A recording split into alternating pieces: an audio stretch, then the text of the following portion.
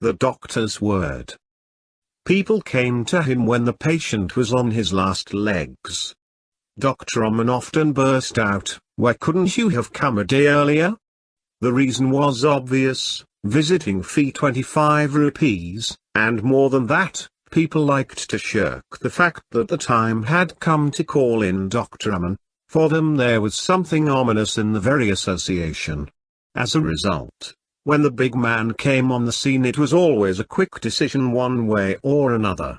There was no scope or time for any kind of wavering or whitewashing. Long years of practice of this kind had bred in the doctor a certain curt truthfulness. For that very reason his opinion was valued.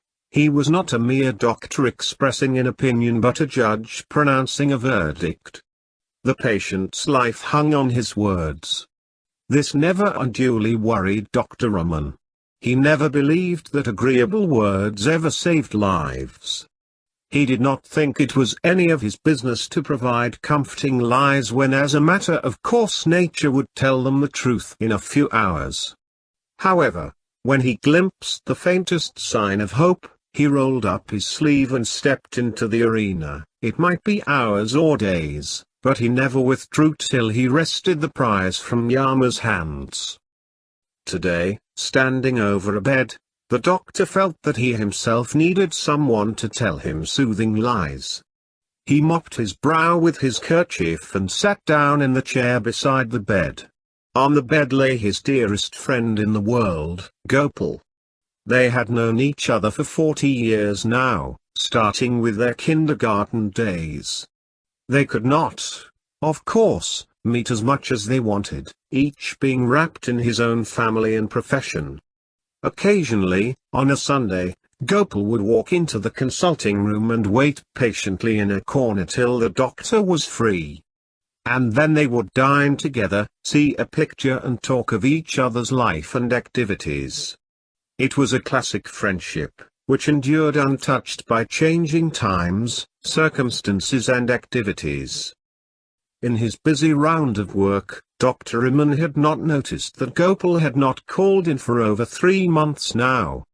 He only remembered it when he saw Gopal's son sitting on the bench in the consulting hall one crowded morning. Dr. Raman could not talk to him for over an hour. When he got up and was about to pass on to the operating room, he called up the young man and asked, "What brings you here, sir?" The youth was nervous and shy. "Mother sent me here."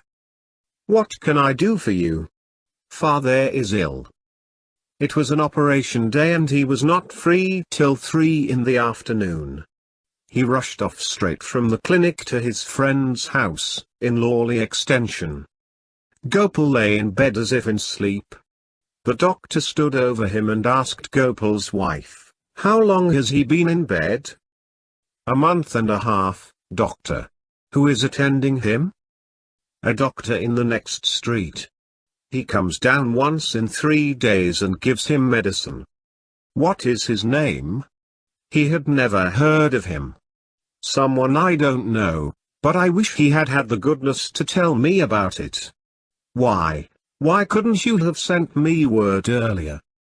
"We thought you would be busy and did not wish to trouble you unnecessarily." They were apologetic and miserable. There was hardly any time to be lost. He took off his coat and opened his bag. He took out an injection tube. The needle sizzled over the stove. The sick man's wife whimpered in a corner and essayed to ask questions. "Please don't ask questions," snapped the doctor. He looked at the children, who were watching the sterilizer, and said, "Send them all away somewhere, except the eldest."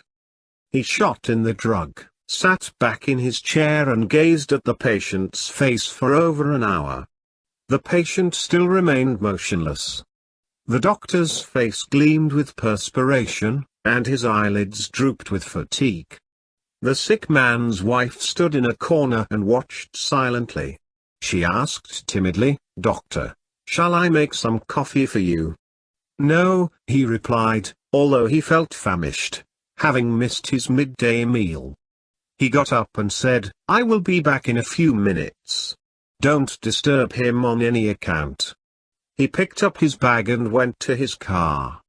In a quarter of an hour he was back, followed by an assistant and a nurse. The doctor told the lady of the house, "I have to perform an operation." Why, she asked faintly. "I will tell you all that soon. Will you leave your son here to help us, and go over to the next house and stay there till I call you?" The lady felt giddy and sank down on the floor, unable to bear the strain. The nurse attended to her and led her out. At about 8 in the evening the patient opened his eyes and stirred slightly in bed. The assistant was overjoyed. He exclaimed enthusiastically, "Sir, he will pull through." The doctor looked at him coldly and whispered, "I would give anything to see him pull through, but the heart. The pulse has improved, sir."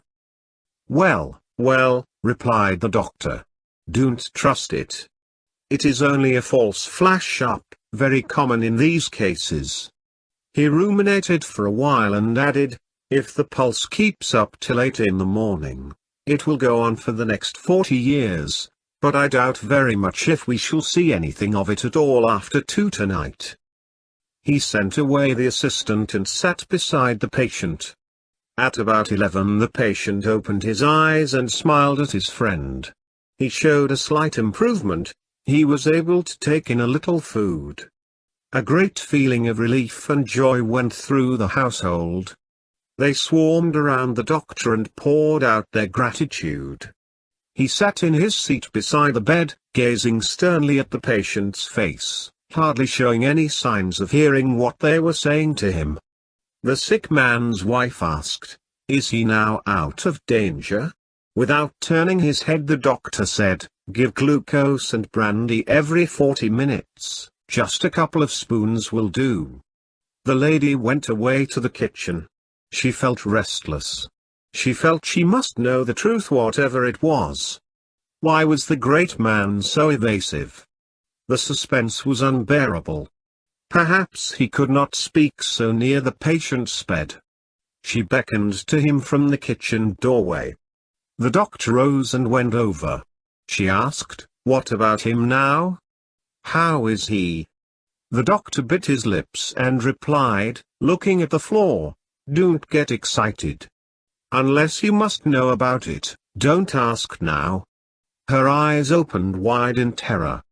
She clasped her hands together and implored, "Tell me the truth." The doctor replied, "I would rather not talk to you now." He turned round and went back to his chair. A terrible wailing shot through the still house. The patient stirred and looked about in bewilderment. There. Doctor got up again, went over to the kitchen door, drew it in securely and shut off the wail. When the doctor resumed his seat the patient asked in the faintest whisper possible, "Is that someone crying?" The doctor advised, "Don't exert yourself. You mustn't talk." He felt the pulse. It was already agitated by the exertion. The patient asked, "Am I going? Don't hide it from me." The doctor made a deprecating noise and sat back in his chair. He had never faced a situation like this. It was not in his nature to whitewash. People attached great value to his word because of that. He stole a look at the other. The patient motioned a finger to draw him nearer and whispered, "I must know how long I am going to last. I must sign the will. It is all ready. Ask my wife for the dispatch box. You must sign as a witness." "Oh!" the doctor exclaimed.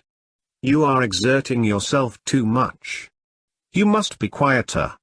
He felt idiotic to be repeating it. How fine it would be, he reflected, to drop the whole business and run away somewhere without answering anybody any question. The patient clutched the doctor's wrist with his weak fingers and said, "Ranmu, it is my good fortune that you are here at this moment. I can trust your word. I can't leave my property unsettled. That will mean endless misery for my wife and children. You know all about Sabaya and his gang. Let me sign before it is too late. Tell me. Yes, presently, replied the doctor. He walked off to his car, sat in the back seat and reflected. He looked at his watch. Midnight. If the will was to be signed, it must be done within the next 2 hours, or never. He could not be responsible for a mess there. He knew the family affairs too well and about those wolves, Sabaya and his gang. But what could he do? If he asked him to sign the will, it would virtually mean a death sentence and destroy the 1,000th part of a chance that the patient had of survival. He got down from the car and went in. He resumed his seat in the chair. The patient was staring at him appealingly. The doctor said to himself, if my word can save his life, he shall not die. Thou will be damned. He called, Gopal, listen. This was the first time he was going to do a piece of acting before a patient, simulate a feeling and conceal his judgment. He stooped over the patient and said, with deliberate emphasis, don't worry about the will now. You are going to live. Your heart is absolutely sound. A new glow suffused the patient's face as he heard it. He asked in a tone of relief, do you say so? If it comes from your lips it must be true. The doctor said, quite right. You are improving every second. Sleep in peace. You must not exert yourself on any account. You must sleep very soundly. I will see you in the morning. The patient looked at him gratefully for a moment and then closed his eyes. The doctor picked up his bag and went out, shutting the door softly behind him. On his way home he stopped for a moment at his hospital, called out his assistant and said, that Lawley extension case. You might expect the collapse any second now. Go there with a tube of, in hand, and give it in case the struggle is too hard at the end. Hurry up. Next morning he was back at Lawley Extension at 10. From his car he made a dash for the sick bed. The patient was awake and looked very well. The assistant reported satisfactory pulse.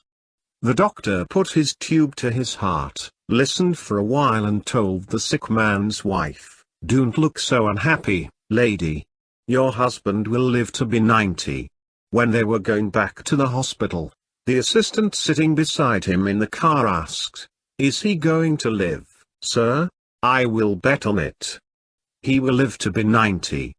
He has turned the corner. How he has survived this attack will be a puzzle to me all my life, replied the doctor.